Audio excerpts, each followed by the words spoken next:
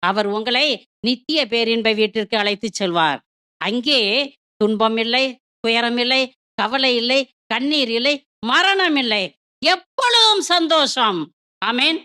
ஆமென். ஆமென். ஆமென். ஆகவே பிரியமானவர்களே, சிறிது கால சந்தோஷமான இந்த உலகத்து வாழ்க்கைக்காக நித்திய பேரின்ப வீட்டை நீங்க இழக்கவே கூடாது. நித்திய பேரின்ப வீட்டை நீங்க இழக்கக்கூடாதுன்னா என்ன செய்யணும்? ஒரு சிலையையும் வழிபடக்கூடாது. என்ன செய்யணும்? சிலைகளையும் வழிபடக்கூடாது. ஒரு சிலையையும் வழிபடக்கூடாது. சிலைகளை வழிபடுகிறவர்களுக்கு கிடைக்கப் போறது என்ன? நரகம். நரகம் பிரியமானவர்களே. ஆகவே என்ன நடந்தாலும் சரி, துணிச்சலோடு ஆண்டவராகிய இயேசு கிறிஸ்துவை தவிர வேறு யாரையும் எதையும் நான் வழிபட மாட்டேன் என்று துணிச்சலோடு ஆணித்தரமாக சொல்லுங்கள்.